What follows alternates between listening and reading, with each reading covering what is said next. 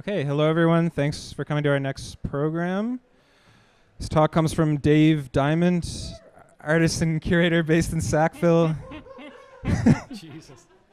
Dave runs a very prolific blog on artists, books, and multiples, aptly titled artistbooksandmultiples.blogspot.com. He's been running the blog for 12 years and posts frequently, displaying his encyclopedic knowledge on this subject. This guy knows his multiples. Please join me for The Artist Multiple as Unbound book by Dave Diamond. Thank you. Thank you very much. I'm going to sit here rather than stand so that I can stay on schedule, and because I think it's much more important that you see the 200 pictures that I brought today than see me.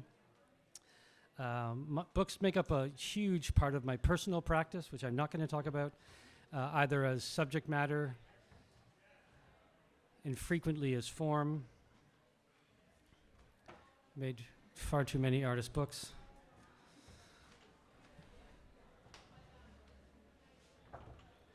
This is a book that I co-edited with Greg Elgstrand on the subject of artist multiples, which is what I'm going to talk about today.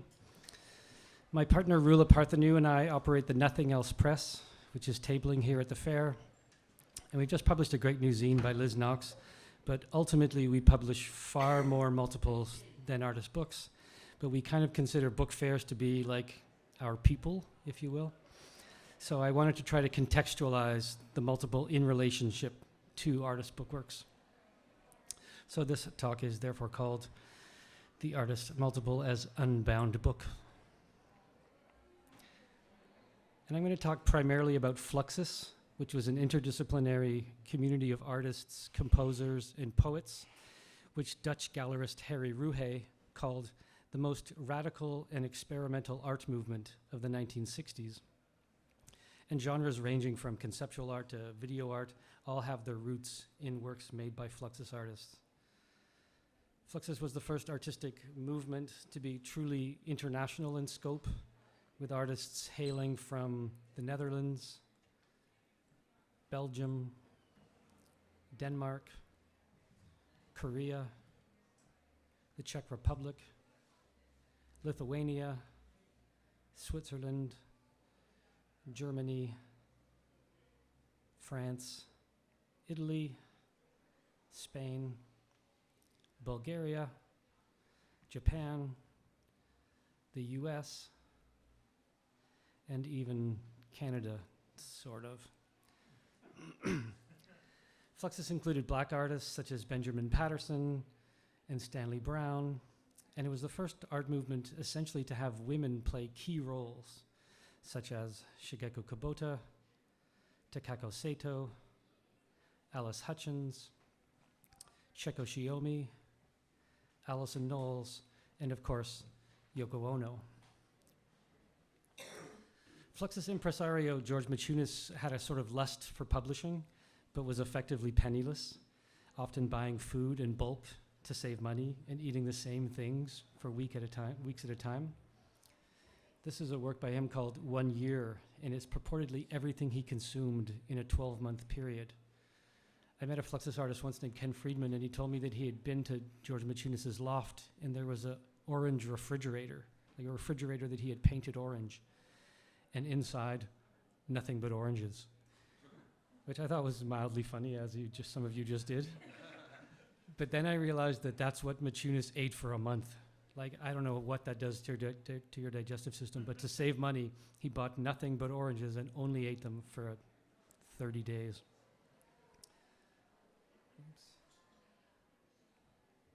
Oops, I've lost my slides. So without benefactors or buyers, binding books wasn't essentially practical. So he and other Fluxus artists turned to innovative alternate bindings, such as hinges, bolts, boxes, jars, rings, string, and even more impractical bindings like sausage and broken glass encrusted concrete. Alison Knowles created a book that was large enough to fill a room, Titled The Big Book, its pages were on wheels and a ladder allowed the viewer to climb in. Fluxus 1 was a book whose slipcover doubled as its shipping crate. The title was stenciled or engraved on the wooden case and then rubber stamped on the cover of the book, which was a series of envelopes held together with nuts and bolts, allowing for both printed materials but also objects such as a rubber glove, a 7-inch record, audio tape, cards, currency, origami, accordion folds, and a mirror for Yoko Ono's self-portrait. The follow-up dispensed with the idea of the book altogether and was released as a box containing film loops, fake fruit, playing cards, matchbooks, postcards, and various small plastic boxes. At the time, performance art was a sort of burgeoning scene, in particular Alan Caprow's happenings, which were often very large, expressive, grand events. And Fluxus, on the other hand, preferred the performance of simple, everyday gestures, like composition number 27 by Lamontiong, Draw a Straight Line and Follow It, or Ben Vautier's Total Art Theater, Just Look at Me, or Word 1. Many of the artists in Fluxus came from a composition background, either as students of John Cage in New York or Karl-Heinz Stockhausen in Cologne, Germany. Therefore, many of the Fluxus performance instructive works were essentially thought of as compositions or scores. George Brecht's flute solo, for example, suggests that the sound produced by disassembling and reassembling the instrument could be conceived of as music. The work can be realized by the performer or just by the reader, or simply thought about. Sometimes they were so simple that you might perform them inadvertently, or be so enigmatic that a performance would end up, and the performer would have to dictate what it meant to perform this symphony by Brecht. He's considered the artist who originated the event, and he was a student in Cage's class. His Watery Am collection is as important as any box work that Fluxus has produced. You can still buy it for around $100. The original sells for about $5,000 now, up from its original price in the 60s of $5. But the best known Fluxus scores are, of course, in Yoko Ono's brilliant book, Grapefruit, which you can still buy for $20 on Amazon. Waterpiece. Steal a moon on the water with a bucket. Keep stealing until no moon is seen on the water. For me, that's, obviously a nice sort of poetic, pretty idea, but it's the second sentence that really hammers it in, the idea of keep stealing, continue stealing. This makes it, to me, like more instructional, less propositional, durational, ritualistic. This is one of my favorites. Cloud Piece is probably the most well-known, as it was reprinted on John Lennon's famous Imagine album, and it instructs the viewer to imagine the clouds dripping, dig a hole in your garden to put them in. The hit Lennon's song Imagine, of course, was inspired by Grapefruit, as many of the instructions begin with the word imagine. In addition to Fluxus group publications, George Maciunas was determined to publish what he called complete works by various artists, such as Takahashi Kosagi, whose theater music instructs you to keep walking intently. And the plastic box seemed like the ideal format. They could be purchased cheaply from the Canal Street surplus stores nearby, and buyers could subscribe to an artist's work. And when new scores were written, they could be sent in the mail, thus maintaining the idea of complete in a way that a bound book could not.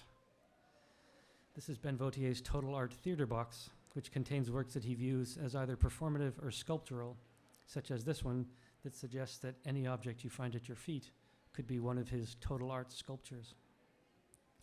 Or that the destruction of all art is art too.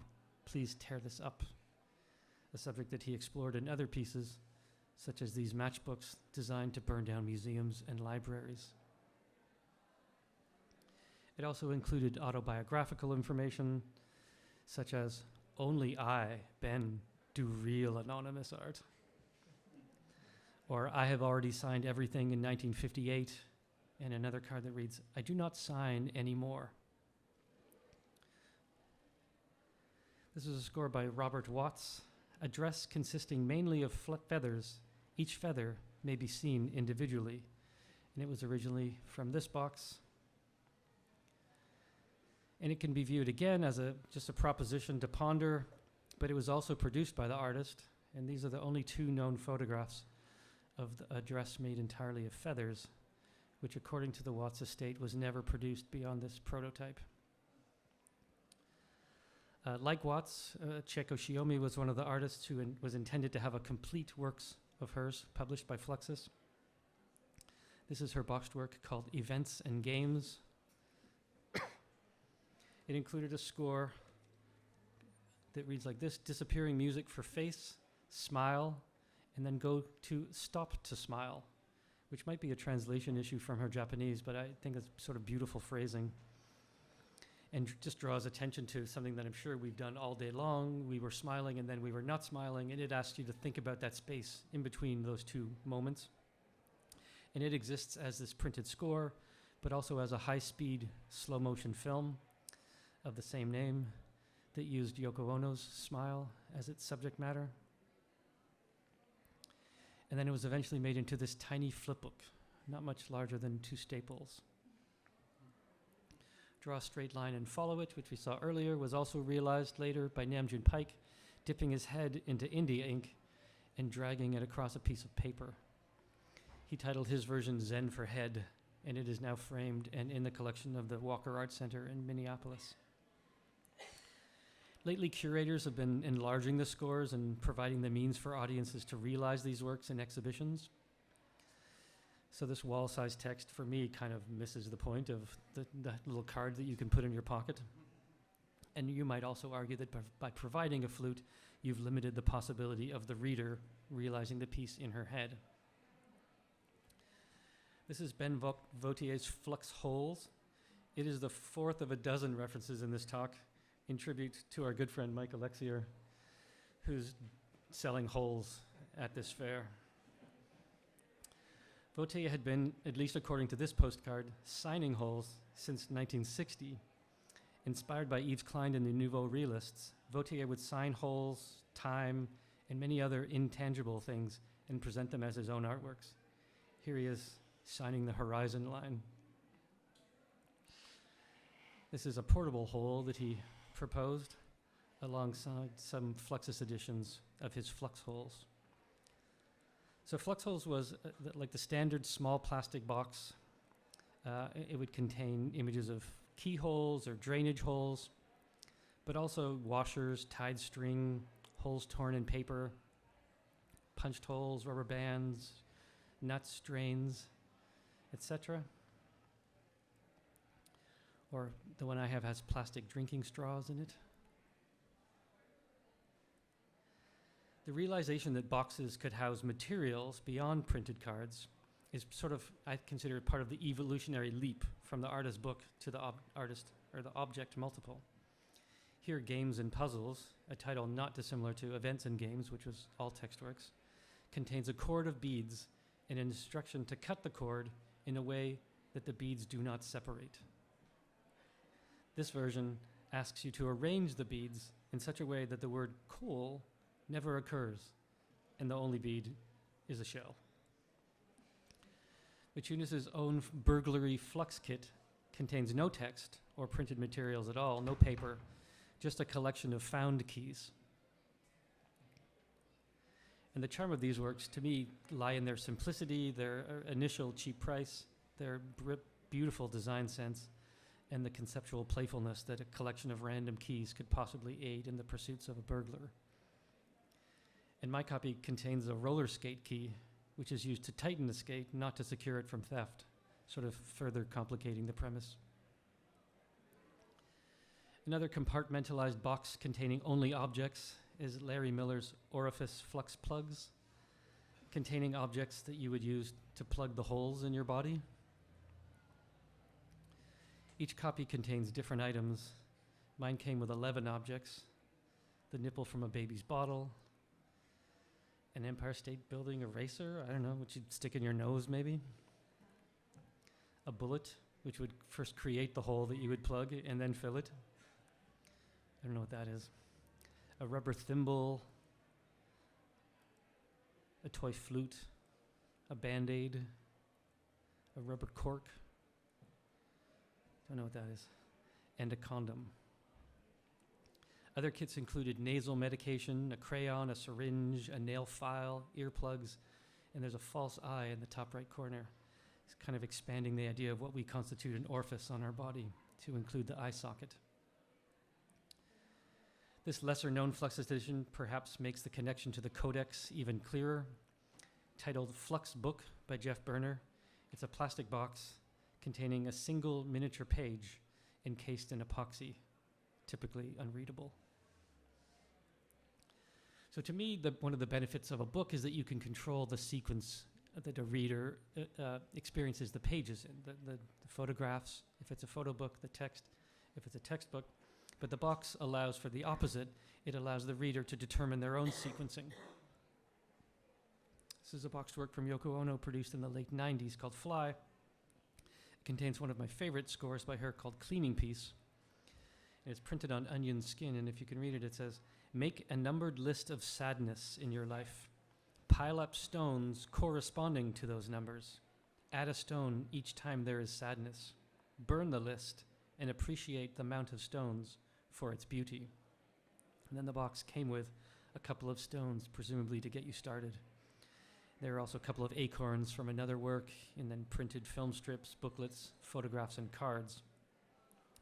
So it kind of becomes a boxed monograph with primary materials rather than essays and texts about the artist's work. This is a 1971 book for Ono's Everson Museum show, which was designed by Fluxus impresario George Maciunas as a kind of cube that folds out to reveal a variety of compartments containing printed materials and objects, such as a copy of her book, Grapefruit, a painting to be stepped on, some small empty plastic white boxes, a scroll, 4 printed poems, and a glass key to open the sky. Even with the popularity of art book fairs around the world growing, artist books still feel pretty marginalized.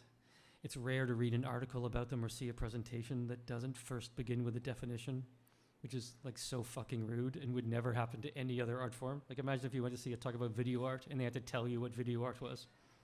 That I've almost never been to an artist book conference that didn't include a definition. So kudos to this one if it didn't. But for me, the biggest legacy is the impact artist books have had on monographs. So instead of books being published about contemporary artists with little or no involvement from the artists themselves, books about artists are now hybridizing with books by artists. This is a piece we just saw at Jan and Steve's house last night.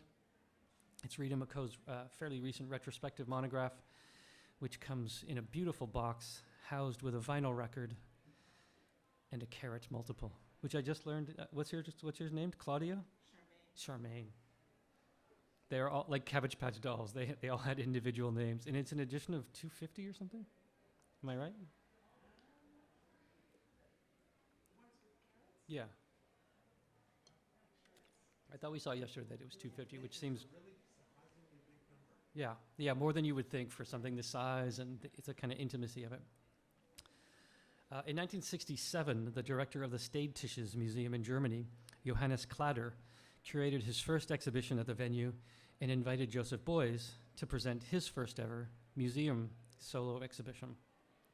There were 0 funds in the budget for an accompanying catalog beyond just a very small brochure printed on the cheapest paper. So Beuys, who had published just the year before, published a boxed work with edition René Bloch, suggested that they produce a catalog multiple hybrid, and the influential Städtisches Museum publications were born.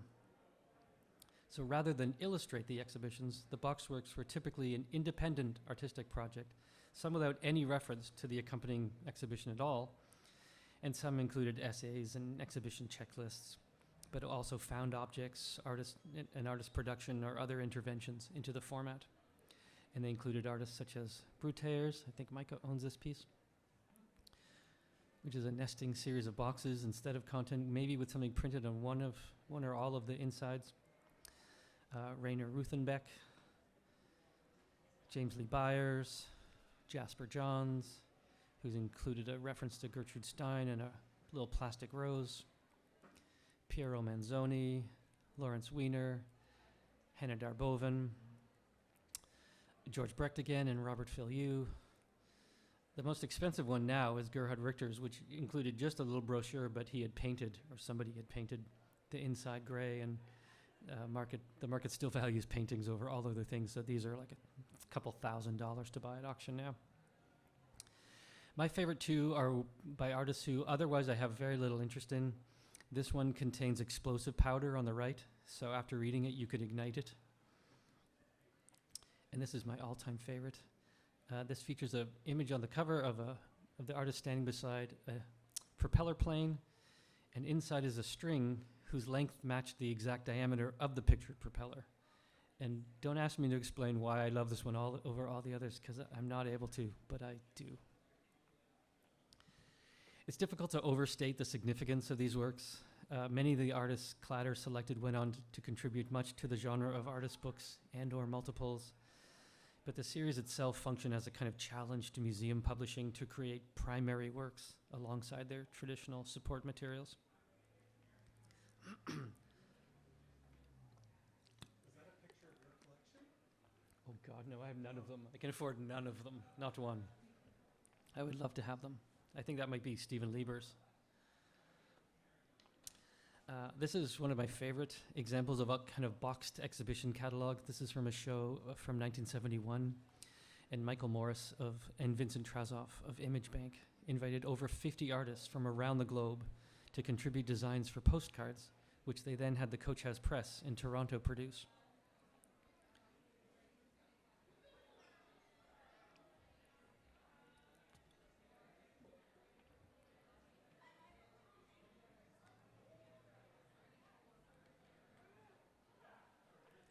So typically a catalog will document an exhibition, but what I love about this is that the box, the gift shop souvenir that you buy from the exhibition is the exhibition.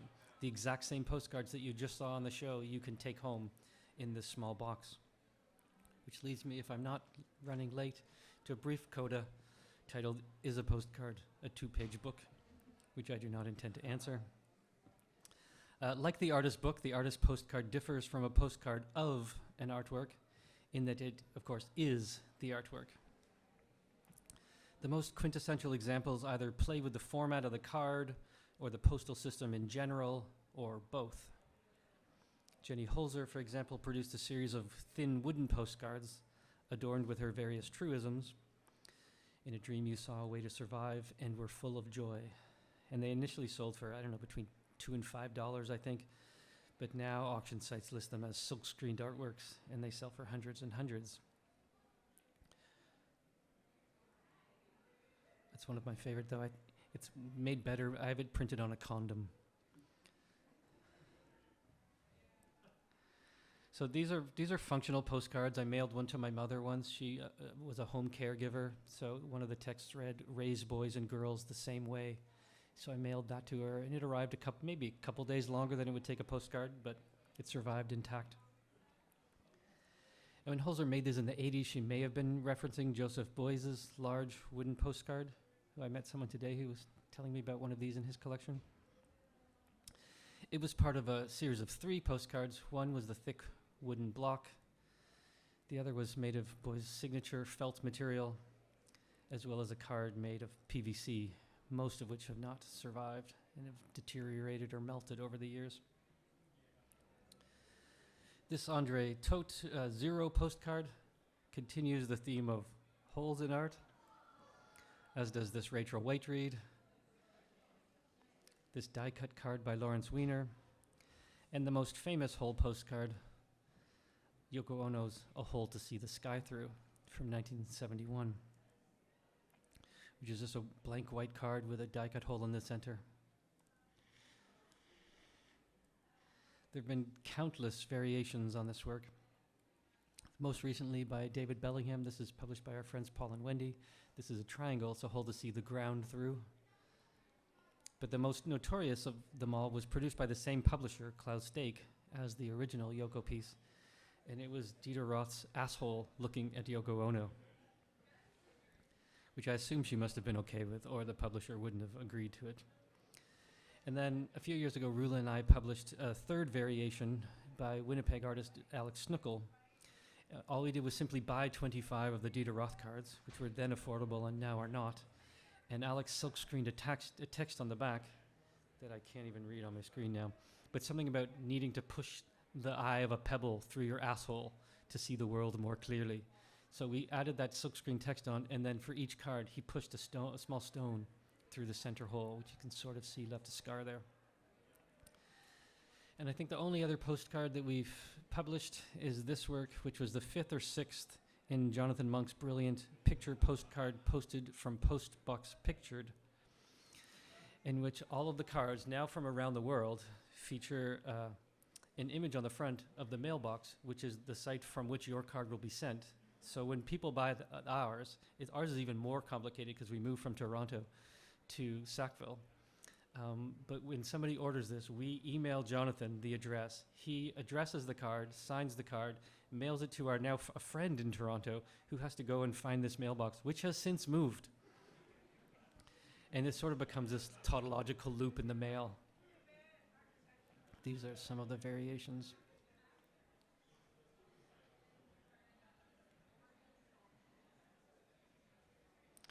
It's probably my second favorite example of an artist postcard, if not an artist mail art project. The first is Ben Vautier's The Postman's Choice. You were looking at both the front and the back of the card. So the front, they both feature a place for postage and 3 address lines. The purchaser adds 2 stamps, fills in 2 different addresses, and drops it in a mailbox. And the postal carrier gets to decide, or much more likely chance decides, and just whatever is picked up at that time is sent in the mail. And it was published both as an individual postcard, probably for $0.25 at the time, or part of Flux Kit 7. To the best of my knowledge, there's no Flux Kits 1 through 6. There's just 7. And it contained a series of rubber stamps, postage stamps, and postcards, and emphasized the importance of the postal system to the international reach of Fluxus. Maciunas had ambitious plans to publish complete works of many of the artists, as I mentioned at the beginning. None of them were ever realized, some for copyright reasons, if they had other publishers, or for whatever reason, never happened. Proposed titles were announced in Fluxus newsletters and newspapers by Eric Anderson, Robert Filiu, Miyako Chiyomi, Albert Fine, Henry Flint, Milan Knizak, and Namjoon Pike, but never created. But he did produce hundreds and hundreds of small plastic box individual works by Fluxus artists, and often collective works. They sold very few copies initially. There's some accounts of a store that they ran for 1 year, and they did not sell one single thing. But now these works are held, they're impossible to find on the secondary market for reasonable amounts of money. They're held in museum collections around the world. And Fluxus artists, particularly if you include Joseph Beuys, have produced more editions than any other artists ever. So some of the even single-line scores, like Draw a Straight Line and Follow It, or Keep Walking Intently, are now the titles of recent books, one about walking in art and the other about Lamont Young, whose partner sadly just died last week. That's where I'm going to end. Andrew already mentioned the blog, but yeah, if you're interested in this, there's about 5,000 entries on that blog. It aims to publish daily. It gets close to that, approximates almost daily, or maybe averages out over the 12 years to be 1 post a day. And if you have any questions, I can entertain them for 5-10 minutes. Thank you.